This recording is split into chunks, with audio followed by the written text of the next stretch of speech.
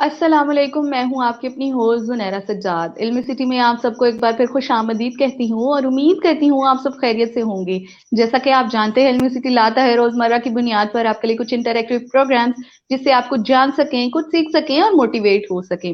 तो आज artist talk में एक बार फिर मैं आप सबको खुश आमदीद कहती हूँ। आज जिस टॉपिक में हम बात करेंगे वो है कैलीग्राफी इन कंटेम्प्रेरी सिचुएशन, यानी कि खताती आजकल के दौर में किस तरह हो रही है, उसमें क्या इन्वेंशंस हो रही हैं, क्या मॉडर्निज्म आ रही है, इस बारे में हम बात करेंगे। इस पे बात करने के लिए सबसे पहले तो मैं बताती चलूं कि खताती है क्या। अब इसका आगाज तभी से हो जाता है जब हमारे प्यारे नबी सल्लल्लाहु अलैहि वसल्लम पर जो है वही नाजिल होती थी और उसको लिखने के लिए जो है सहाबा इकराम को बुलाया जाता था और वो इसको लिखते थे मुख्तलिफ चीजों पर। तो वो खताती का आगाज या हिस्ट्री वहीं से शुरू हो जाती है। अब खुशखती जिसको हम खूबसूरत करके थोड़ा सा उसको मेहनत करके चार चांद लगा के लिखें तो हम उसको खुशखती का नाम दे देते हैं। मुसलमानों की, मुस्लिम उम्मा की, इस्लामिक ममालिक में इसकी ज्यादा अहमियत इसलिए क्योंकि हमारी इससे दीनी भी एफिलिएशन बहुत ज्यादा है। तो बहुत ज्यादा वक्त नहीं लेती मैं आपका, मैंने आपको छोटा सा एक इंट्रोडक्शन दे दिया। तो मेरे साथ जो एक खतात मौजूद है उनका नाम है मोहम्मद खालिद साहब। अस्सलाम वालेकुम सर, कैसे हैं आप? वालेकुम सलाम ज़ुनैरा, आप कैसी हैं? अल्हम्दुलिल्लाह मैं बिल्कुल ठीक हूँ। आप कैसी हैं? अल्हम्दुलिल्लाह सर, मैं भी बिल्कुल ठीक हूँ। तो सर थोड़ा सा मैंने अपने कुछ अल्फाज में बताने की जो है जसारत तो की है, लेकिन आप जरूर इसको मजीद बताइएगा। सर मैं सबसे पहले आपसे पूछूंगी, आपको खताती का शौक कब हुआ, आपने कहाँ से सीखा, कैसे शुरुआत की? थोड़ा सा, और उस जमाने में जब आपने सीखना शुरू किया तो फैसिलिटीज भी बताइएगा कितनी अवेलेबल थी आपके लिए। जी ज़ुनैरा, सबसे पहले तो मैं आपका शुक्रिया अदा करूँगा कि आपने एक बहुत अच्छा एक प्लेटफॉर्म इल्मी सिटी के नाम से जो आपने एक लॉन्च किया हुआ है, उसमें एक आर्टिस्ट टॉक के नाम से एक आप लाइव सेशन कर रही हैं। तो मैं अप्रिशिएट करूँगा आपको कि आपने ये बहुत अच्छा से एक सिलसिला शुरू किया है। दूसरा फिर आपका ये सवाल है कि मैंने ये कैसे स्टार्ट किया। असल में ये मुझे जब मैंने होश संभाला तो मैंने अपनी लिखाई को बहुत अच्छा, यानी कि जब मैंने देखा कि मेरी लिखाई बहुत अच्छी थी, कोई ऐसा नहीं था कि मैं ये मुझे शौक था, यानी जिसे हम कहते हैं गॉड गिफ्टेड, तो ऐसा था। तो क्लास के अंदर, ये मैं प्राइमरी सतह की बात कर रहा हूँ, तो क्लास के अंदर मेरी लिखाई अच्छी थी, मुझसे बेहतर भी एक लड़का मौजूद था वहाँ पे। तो जब मैं उसको देखता था तो मेरे अंदर एक मोटिवेशन पैदा होती थी कि मुझे है ना इससे बेहतर कुछ करना है। तो ये शौक फिर बाद में मेरा पैदा हुआ। तो क्लास के अंदर इस तरह के फिर वो सिलसिला चलता रहा। फिर इस तरह था कि असल में मैं ये भी बताता चलूँ कि मेरा ताल्लुक झंग से है, ज़िला झंग से मेरा ताल्लुक है। तो मेरे घर से सॉरी, मेरे स्कूल से मेरे घर तक का जो रास्ता था ना, उसके दरमियान में एक पेंटर की दुकान आती थी। तो जब मैं स्कूल से जब घर जाता था तो उस पेंटर के पास मैं ना जाके खड़ा हो जाता था, तो उसको मैं बड़े गौर से देखता था कि ये, क्योंकि वो दौर था नस्तालीक लिखने का। चूंकि हमारे मुल्क का खत रस्म खत नस्तालीक है, तो पेंटर हजरात भी जो साइन बोर्ड लिखते थे वो नस्तालीक में ही लिखते थे। दूसरे खतूत मौजूद तो थे, लेकिन मोस्टली नस्तालीक में ही लिखा जाता था। तो मैं उनको बड़े गौर से देखा करता था। तो इस तरह मेरे अंदर एक शौक पैदा हुआ। तो उस शौक को फिर मेरे अंदर एक मतलब वो परवान चढ़ता रहा। फिर इसी तरीके से ये सिलसिला, मतलब ये कुछ मतलब वक्त गुजरता रहा। फिर मेरे जहन में ये एक बात आई कि मैंने कहा क्यों ना मैं इसको बाकायदा सीखूं इसको। तो इस सिलसिले में मैंने फिर एक मैं फैसलाबाद आ गया। फैसलाबाद आके मैंने एक उस्ताद थे हाफिज अंजम महमूद साहब, जो कि बहुत इंटरनेशनल कैलीग्राफर हैं। वो 2 साल पहले उनका इंतकाल हो गया, अल्लाह ताला उन्हें अगरी के रहमत करे। तो मैंने उनसे रिक्वेस्ट की। तो हाफिज अंजम महमूद साहब उनका नाम, मैंने कहा हाफिज साहब मैं मतलब आपसे कुछ सीखना चाहता हूँ। तो उन्होंने मुझे कुछ चीज़ें दी लिखने के लिए कि आप मुझे ये चीज़ें ना ये लिख कर ला कर दें। तो उन्होंने जो मुझे लिख कर दिया, तो मैंने जब उनको वापस दिखाई तो उन्होंने देखा कि हाँ तुम कुछ कर सकते हो। तो मैंने फिर उनसे रिक्वेस्ट की कि हाफिज साहब आप मुझे बाकायदा एक शागिर्द करें। बहरहाल उन्होंने मुझे अपना बाकायदा एक शागिर्द बना लिया। तो इस तरीके से मेरा ये जर्नी जो था ना वहाँ तक वो पहुँचा, हाफिज साहब तक। फिर ये उनसे मैंने मतलब खतूत पे इसलाह ली। तो जब मैंने ये उनसे इसलाह ली और उनको मैंने लिखते हुए देखा, तो फिर मैंने सोचा, मैंने कहा वो कि सिर्फ एक खूबसूरत लिखना ही काफ़ी नहीं होता, इसके कैलीग्राफी के तो बहुत से कुछ असूल भी हैं, इसके कवायद और ज़वाबित भी हैं। तो मैं तो उसमें अंदर नहीं लिख रहा हूँ। तो मैंने देखा कि हाँ, एक बंदा खूबसूरत तो लिखता है, देखने वाले भी बड़े मतलब आपको अप्रिशिएट करते हैं, आपकी तारीफ करते हैं कि बहुत अच्छा लिखा है। लेकिन जब मैंने हाफिज साहब को लिखते हुए देखा तो मैंने कहा कि नहीं नहीं नहीं, ये तो मैं जस्ट सिर्फ खूबसूरत नहीं लिख रहा हूँ, बल्कि इसको तो इसके जो असूल हैं उसके मुताबिक अगर मैं नहीं लिखूंगा तो वो जो खूबसूरत लिखा हुआ वो भी मतलब एक्सेप्ट नहीं होगा इन खतात हजरात में। बिल्कुल तो बिल्कुल। मैंने बाकायदा उनसे फिर ये इस्लाह लेनी शुरू की और उस असूलों को भी मैंने सीखा। ठीक जी है सर, यहाँ चाहूंगी क्योंकि हमारे साथ वो ऑडियंस भी मौजूद होती है जो इस बारे में बिल्कुल नहीं जानती है, हमारे साथ वो ऑडियंस भी मौजूद होती है जो इस बारे में बहुत ज्यादा जानती है। तो जी उन जी ऑडियंस को पहले तो ये भी बताइए कि मेन जो खत हैं खताती में, जो अरबिक कैलीग्राफी में या हम उर्दू कैलीग्राफी में यूज करते हैं, वो जी कितने हैं, मतलब रस्मुल खत जिनको हम कहते हैं। और जिस खत का आपने जिक्र किया, चूंकि मैं कुछ कोशिश की थी, मैंने पिछले दिनों एक वर्कशॉप अटेंड करने की, तो उसमें मैंने देखा कि जिस खत का आप जिक्र कर रहे हैं वो सब खतों में से मुश्किल कहा जाता है उसको फॉलो करना। अगर मैं गलत नहीं हूं तो सर मेरी दुरुस्ती भी कीजिएगा साथ ही। जी किस खत की, सुलस की या नस्तली की जी, बात कर रहे नस्तालीक की सर, सर हैं? नस्तालीक की बात करें। नहीं ज़ुनैरा, बिल्कुल आपने ठीक कहा कि ये बड़ा मुश्किल ख़त है।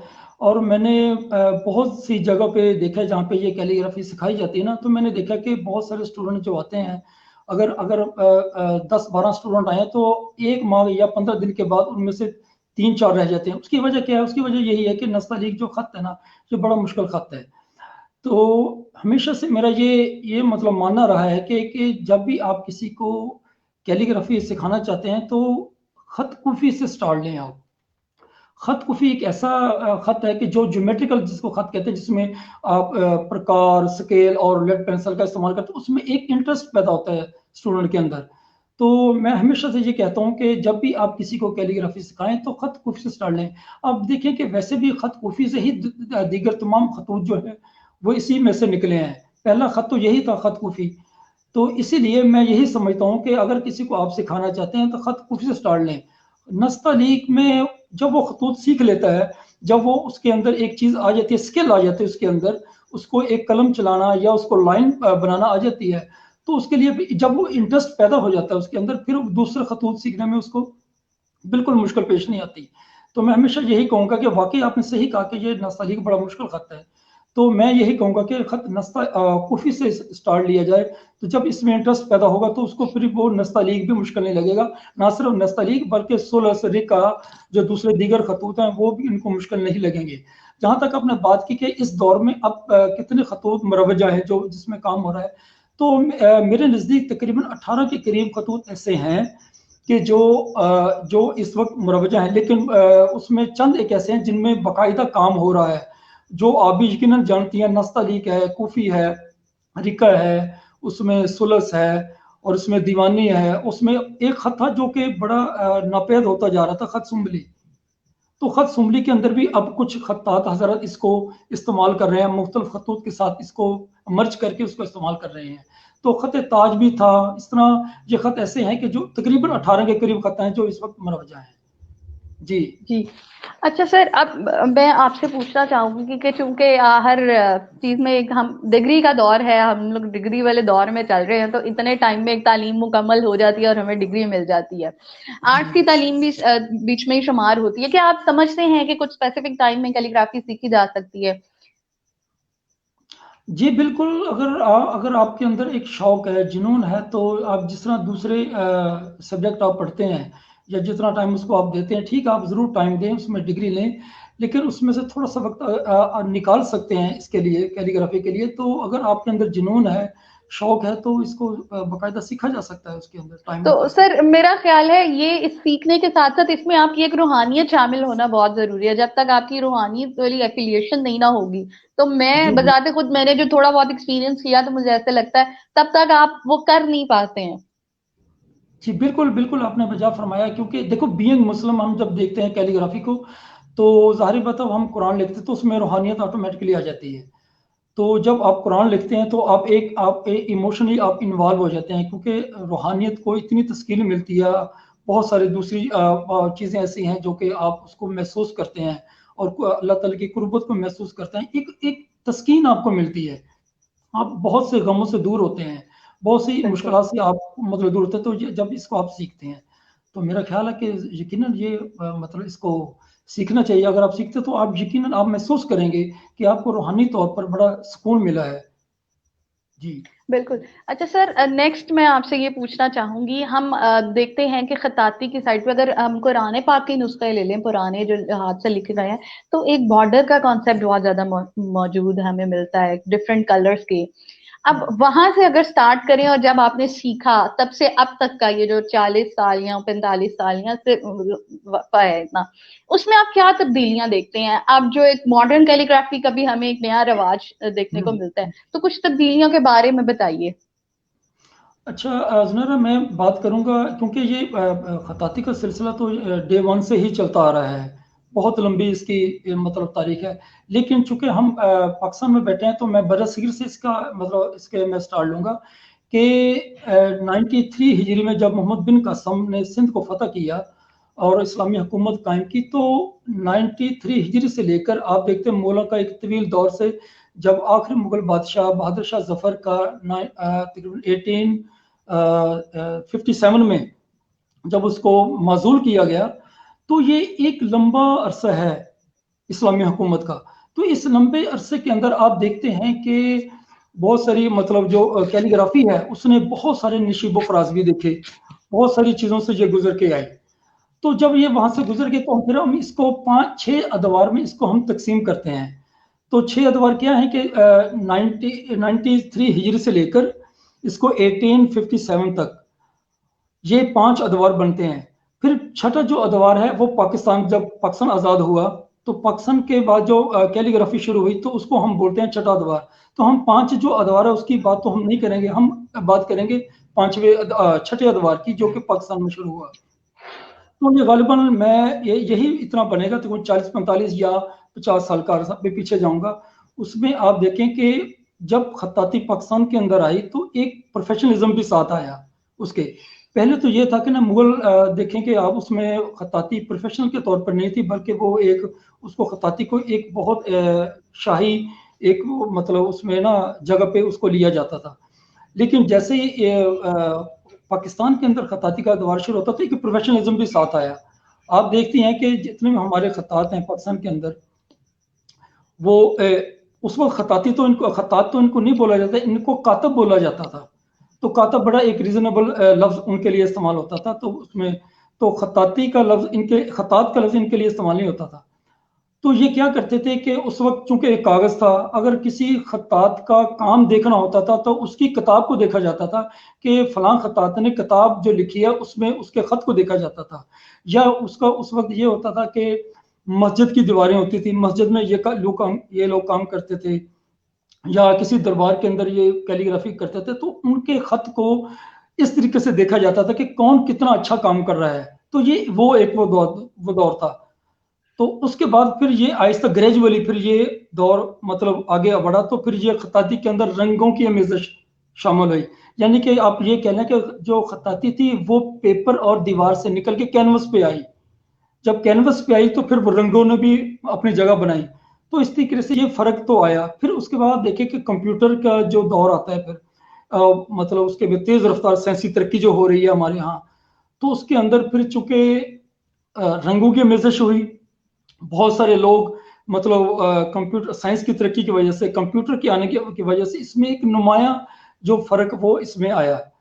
तो अभी आप देखें कि उस वक्त क्या होता था कि हमें फनी इस्तिफादा के लिए, चाहे वो आर्ट के हवाले से हो या खत्ताती के हवाले से हो, हमें आर्ट की मतलब किसी भी फनी इस्तिफादा के लिए हमें दूर दराज का सफ़र भी करना पड़ता था।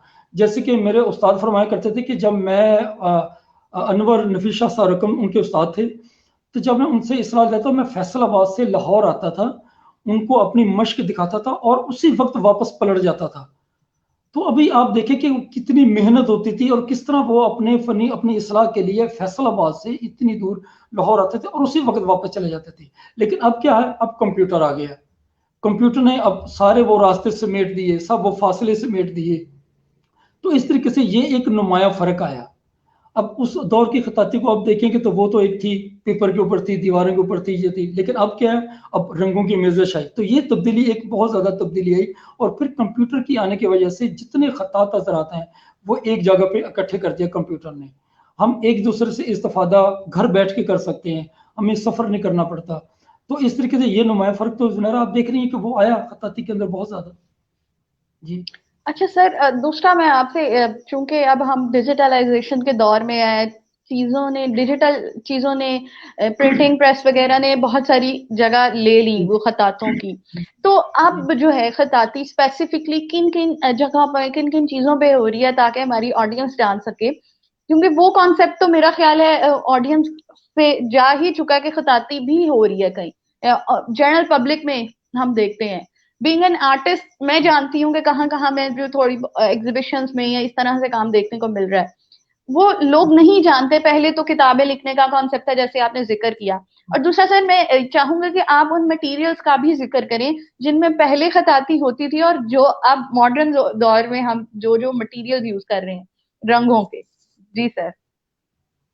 जी, इसमें देखिए कि पहले आप देखें कि इब्तदाई दौर में तो ये था कि वो अब खताती मतलब अच्छी लिखाई के लिए कलम, दवात और तख्ती का इस्तेमाल होता था, जो मैं अपने दौर की बात करूँगा तो मेरे दौर में ये कलम, दवात और तख्ती का जो दौर था वो अपने आखिरी मरहल में था, अपनी ज़िंदगी के आखिरी मरहल से गुजर रहा था। तो उसके बाद आप देखें कि जो पेपर के ऊपर होती थी वो सिंपल एक स्याही होती थी, पेपर होता था और ये कलम होती थी। तो ये सिर्फ ये मटेरियल होता था और कुछ नहीं होता था। इसी से मतलब वो इसी को वो मतलब वो आगे लेके चलते थे। लेकिन जब दौर देखिए, जब मॉडर्न दौर में आप देखते हैं उसमें आपको कैनवस आपके पास है, ब्रश आपके पास है और बहुत सारी मतलब वेरिएशन है इसके अंदर कि जिससे आप करते हो। अब इंक का आप पहले तो जस्ट इंक होती थी ब्लैक कलर में और वो खुद से तैयार करते थे। वो इंक भी वो खुद से तैयार करते हैं। लेकिन अब क्या है, अब आपको मतलब डिफरेंट स्टाइल में बहुत सारे कलर्स में आपको कलर्स भी मिल जाते हैं। ऑयल कलर में भी खत आती है, पहले ऐसा नहीं था। अब ऑयल में भी हो रही है, उसमें अब इंक में भी इंक आपको बहुत सारी कलर्स में अवेलेबल है, अब आपको बनानी नहीं पड़ती। तो एक तब्दीली तो ये आई है ना। तो इसमें बहुत सारे टूल्स मार्केट में बहुत सारे अवेलेबल है। पहले कलम को तराशना पड़ता था तो वो खुद से बनानी पड़ती थी, अब आपको कलम भी मार्केट से इसी मतलब मिल सकती हैं। तो मटेरियल इजी अवेलेबल है मार्केट में। जी। जी सर, मैंने भी देखा कि वो अक्रालिक की कलम्स थी, और डिफरेंट बहुत सारे जदीद मटेरियल के साथ भी हम काम कर सकते हैं। सो जी वो जी पहले दौर में जो है चमड़े पे होती थी खताती, बहुत ज्यादा रिवाज था एक टाइम पे। तो अब बिल्कुल मैं आपकी बात से बजा मानती हूँ। मैंने तो अक्रेलिक शीट्स के बनी हुई कैलीग्राफी भी देखी, लेजर कटिंग से कैलीग्राफी हो रही है। जी सो वो जिद्दत के साथ साथ हम टेक्नोलॉजीज भी यूज करते हुए खताती कर रहे हैं जी जी, बिल्कुल। वो तो सर। टेक्नोलॉजी को जरूर इस्तेमाल करना चाहिए। लेकिन मैं समझता हूँ कि अगर जिस तरीके से जिद्दत आ रही है उस तरीके से आर्टिस्ट भी मैं सोचता हूँ कि वो ना थोड़ा सुस्त होता जाता रहा है। क्योंकि मार्केट में जब जो चीज़ें उसको इजी अवेलेबल हैं तो उसमें आर्टिस्ट खुद से इन्वॉल्व नहीं हो रहा, क्योंकि उसको चीज़ें आसानी से मिल रही हैं। इस तरीके से अब देखो, अब मशीन लेजर कट आपने बात की है, लेजर कटिंग मशीन की, तो उसमें अब आर्टिस्ट की मेहनत खत्म हो गई। अब क्या करता है कि आर्टिस्ट को अब एक इजी वे उसके पास है। वो चीज लेता है, एक कंसेप्ट बनाता है या उसको गूगल पे जाता है, सर्च करता है, वहां से कुछ चीज उठाता है और मार्केट में जाता है और लेजर कट से वो करवा के आ जाता है। लेकिन जुनारा, इसका बहुत जहां फायदा है इसका नुकसान भी बहुत हो रहा है कि जो एक क्लासिकल काम जो हमारा होता था वो हमसे दूर होता जा रहा है।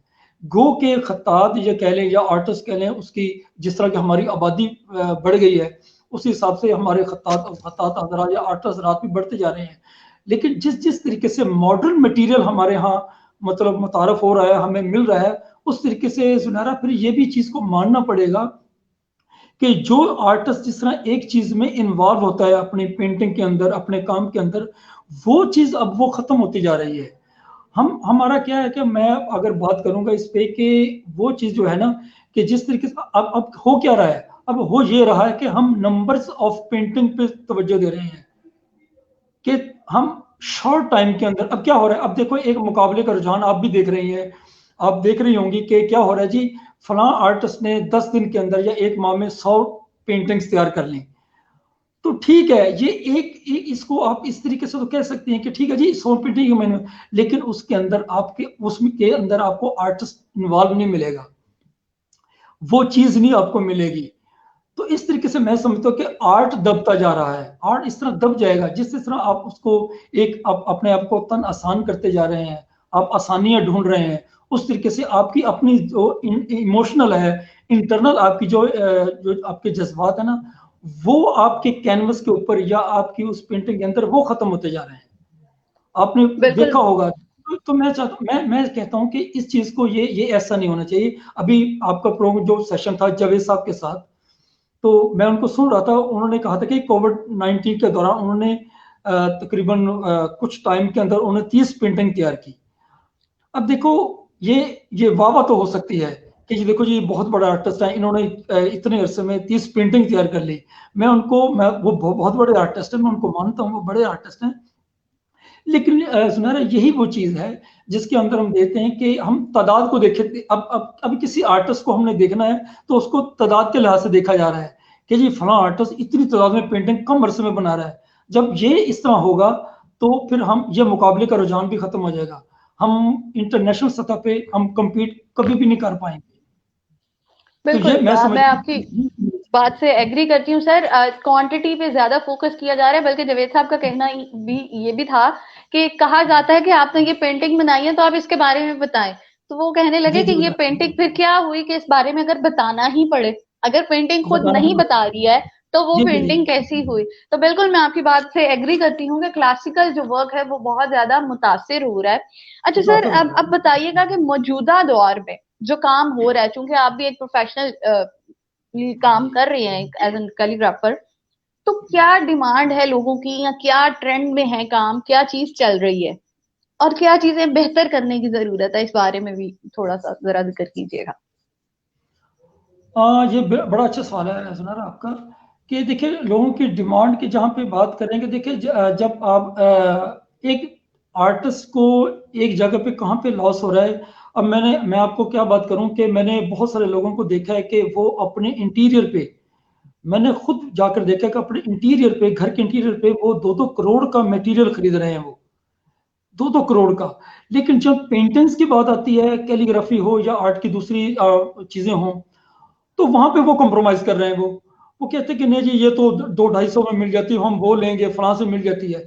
इस तरीके से आर्ट का देखो, जब ये इस तरह का रुझान बनता है कि आप एक माह के अंदर 100 पेंटिंग जब तैयार करेंगे या आर्टिस्ट को आप अप्रिशिएट नहीं करेंगे, वो मुकाम नहीं देंगे, तो जाहिर बात है आर्टिस्ट फिर वो, चूंकि अक्सर के अंदर आप ये देखिए ना कि ये भी तो कंसेप्ट है ना कि आर्टिस्ट भूखा मरता है। ये कंसेप्ट सिर्फ पाकिस्तान के अंदर है। आप इसे पाकिस्तान से बाहर निकले तो आर्टिस्ट बिल्कुल बड़ा अच्छे तरीके से चलता है, गवर्नमेंट उसको सपोर्ट करती है।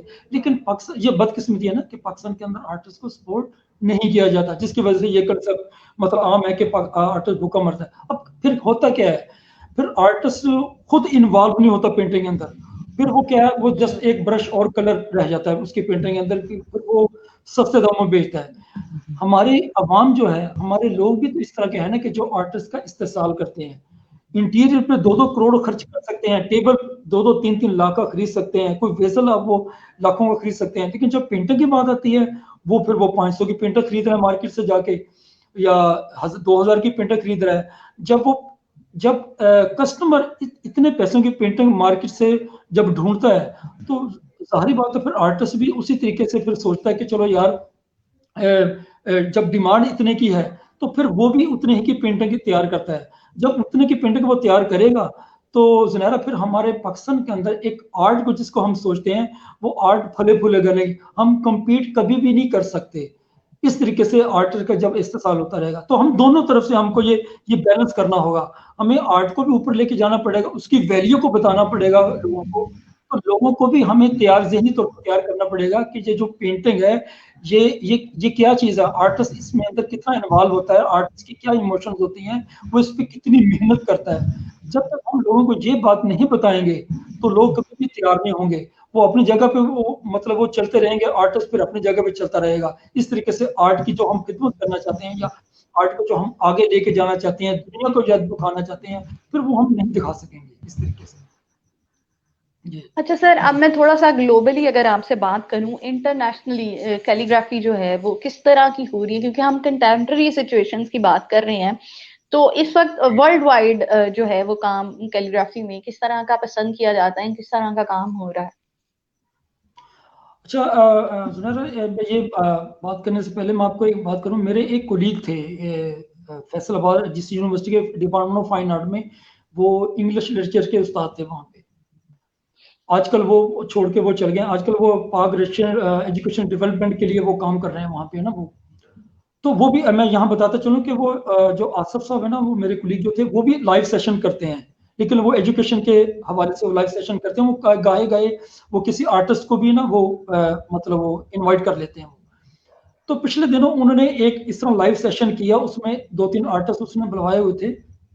उसमें उसने एक सवाल किया, उसने कहा कि आसिफ साहब ने कि मैं चूंकि रशिया में रहता हूँ और दूसरे मुल्कों में भी मैं गया हूँ, उसने कहा कि मैंने रशिया के जितने म्यूजियम हैं या जितनी आर्ट गैलरीज हैं उनको मैंने विजिट किया, फिर मैंने हॉलैंड और इटली की आर्ट गैलरीज को और म्यूजियम को मैंने विजिट किया। कहता मुझे इतना अफसोस हुआ कि वहाँ किसी पाकिस्तानी का कोई आर्ट का काम नहीं था।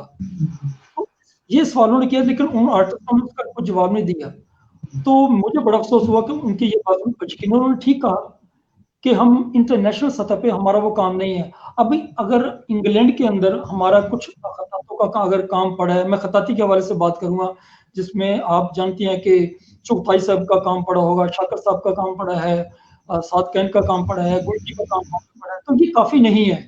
और फिर इंग्लैंड में अगर पढ़ा है तो फिर हमें ये भी देखना होता है कि हम इंग्लैंड की बरतानिया की कॉलोनी रहे हैं। इस तरीके से अगर उन्होंने हमारा काम वहां पे रख दिया तो कोई ऐसी बात नहीं है। हमें देखना कि इंटरनेशनल सतह पे उसकी वजह ज़ाहिर यही है कि जो मैंने पहले बात की, जो हमारे यहाँ अब नंबर्स ऑफ पेंटिंग्स को जो ये तवज्जो दी जा रही है ना, जब हम उस म्यार का काम नहीं करेंगे, अभी आपको ये देखना होता है कि जो इंटरनेशनल के जो आर्टिस्ट होते हैं ना, वहाँ का उनका अपना एक क्राइटेरिया है, अपना एक लेवल है चेक करने का उनका। जब हम उस क्राइटेरिया उस लेवल पे नहीं जाएंगे तो वो हमें कभी भी वो मतलब हमारा काम इंटरनेशनल सतह पर नहीं देंगे। तो ये चीजें अब देखनी पड़ती हैं इस तरह के कि हम किस सतह पे काम कर रहे हैं। जब तक हमें गवर्नमेंट हमें सपोर्ट नहीं करेगी, आप देखेंगे जब तक गवर्नमेंट सपोर्ट नहीं करेगी, आर्टिस्ट आगे नहीं आएगा, आर्टिस्ट अच्छा काम नहीं करेगा।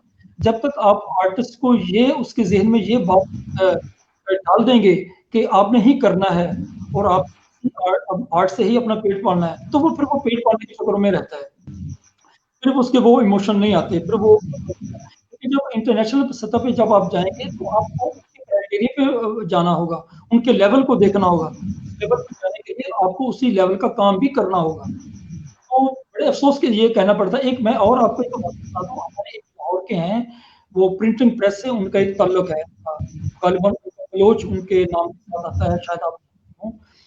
तो वो कहते क्या, एक दफा मैं गया एक मशीन प्रिंटिंग मशीनरी के सिलसिले में वहाँ एक, तो कहता उन्होंने मुझे ना एक अपनी ना एक गैलरी का विजिट करवाया जहाँ पे ना वो प्रिंटिंग के हवाले से कुछ चीजें पड़ी थी। तो कहता जब मैं गया तो मैं देख के ये हैरान हो गया कि वहाँ पे गीता जो है, हिंदुओं की गीता, वो खूबसूरत इंतहाई कीमती कागज के ऊपर लिखी हुई और इंतहाई खूबसूरत वो फ्रेम के अंदर वो वहाँ पड़ी। तो मैंने फिर इधर उधर देखा कि मैंने कहा कुरान यहाँ पढ़ा हो, लेकिन जब मैंने देखा कि वहाँ कुरान नहीं, हिंदुओं की गीता वहां पे पड़ी थी। मुझे बड़ा अफसोस हुआ कि यार हमारा कुरान तो पूरी दुनिया में सबसे ज्यादा आसानी तौर पर पढ़ी जाने वाली किताब कुरान है। तो कहता मैंने वहां फौरन मैंने ये फैसला किया कि मैं अब वापस जाऊंगा पाकिस्तान और मैं दुनिया का सबसे कीमती पेपर और दुनिया की सबसे कीमती स्याही के साथ कुरान को यहाँ पे ला के रखूंगा। तो देखो ये अफसोस का मुकाम है ना कि हम इंटरनेशनल, वो आसिफ साहब ने ये भी कहा कि जितनी भी गैलरी वो विजिट किए या म्यूजियम विजिट किए, वहाँ इंडियन लोगों का काम उसको नहीं था। अब जब आप इंडियन का काम, मैं सॉरी आपकी बात को काट रही हूँ क्योंकि हमारे पास टाइम बिल्कुल खत्म होने वाला है, तो मैं चाह रही थी कि आप थोड़ा सा ये भी बता दीजिए कि इस वक्त कंटेम्प्रेरी वर्ल्ड में किस तरह का काम हो रहा है कैलीग्राफी में, ताकि हम इस पॉइंट के साथ ही अपने शो को जो है इख्तिताम की तरफ लेके चले। काम जहाँ तक काम की बात है, काम देखो काम बहुत अच्छा काम भी हो रहा है, बहुत ज्यादा काम हो रहा है। अभी देखो पहले ऐसा नहीं था कि पहले इतनी एग्जीबिशंस कैलीग्राफी के हवाले से नहीं होती थी। अब हमारे जितने भी मतलब इवेंट आते हैं, जैसे रमजान शरीफ आता है और रबीउल अव्वल का महीना आता है, तो बहुत सारे लोग खत्तात हजरात इसकी एग्जीबिशन भी करते हैं। मतलब लॉट ऑफ एग्जीबिशंस हो रही हैं हमारे मुल्क के अंदर। तो इससे एक नया रुझान भी पैदा हुआ। पहले हम देखते हैं कि ख़वातीन का रुझान इधर बिल्कुल नहीं था। अब मेरे ख्याल मर्द हजरात इतने हैं जितनी खवातीन इसमें खत्ताती को सीख रही हैं। तो ये बड़ा अच्छा रुझान है। ये इसकी वजह ही यही है कि जितनी ज़्यादा एग्ज़िबिशन हो रही है, उसी हवाले से इसकी मतलब जो कहना है कि वो अवेयरनेस भी पैदा हो रही है लोगों में। तो ये एक अच्छा मतलब तरीका था। लेकिन जितनी ज़्यादा एग्ज़िबिशन हो रही है, मुझे ये भी अफ़सोस से कहना पड़ेगा, फिर आप भी कहेंगी कि मैं तनकीद ज़्यादा कर रहा हूँ। तो ये अफ़सोस कि मुझे कहना पड़ता है कि जितनी ज़्यादा एग्ज़िबिशन हो रही है, उसमें जब आप काम को देखती हैं, तो काम उस मियार का नहीं होगा। हम खतात तो बनाते जा रहे हैं, हम लोगों को सिखाते तो जा रहे हैं, लेकिन जब एग्ज़िबिशन पे जाते हैं तो आपको चंद एक खतात के अलावा वहाँ पे आपको मियारी काम नज़र नहीं आता। तो मियारी काम के लिए मैं यही बार-बार कहूँगा कि मतलब अच्छे खतात जो हैं हमारे, बड़े खतात, उनको आना पड़ेगा, आगे आना पड़ेगा। ये भी अफ़सोस की बात है कि हमारे पाकिस्तान के अंदर खतात हज़रात जो हैं आपस में वो एक-दूसरे के बहुत मतलब बेवकूफ़ फ़ील करते हैं, एक-दूसरे आप यकीनन आप जानती हैं, ये इकट्ठे नहीं हो पाते। इनकी एसोसिएशन अलग-अलग हैं, ये इकट्ठे नहीं हो पाते। जब ज़ाहिर बात है तामहला इसका नुकसान जो सीखने वाले हैं उनको होता है और हो रहा है इसकी वजह से। लेकिन जहाँ तक अवेयरनेस की बात है, यकीनन अवेयरनेस बहुत ज़्यादा आई है लोगों में। इसकी वजह ये है कि जो जितनी ज़्यादा एग्ज़िबिशन अब हो रही हैं, उस हवाले से बहुत ज़्यादा अवेयरनेस लोगों को आ रही है। जी। बहुत शुक्रिया सर, आपने इतना कीमती वक़्त हमारे लिए निकाला और इतनी अच्छी गुफ्तगू हमारे साथ की, हमारे लोगों को कुछ खताती के बारे में बातें बताई। तो चूँकि हमारे पास टाइम की कमी होती है, हमें इसी टाइम में समेटना होता है अपना सेशन। तो सर इंशाल्लाह फिर कभी मदऊ करेंगे आपको और मज़ीद जानेंगे इसके बारे में।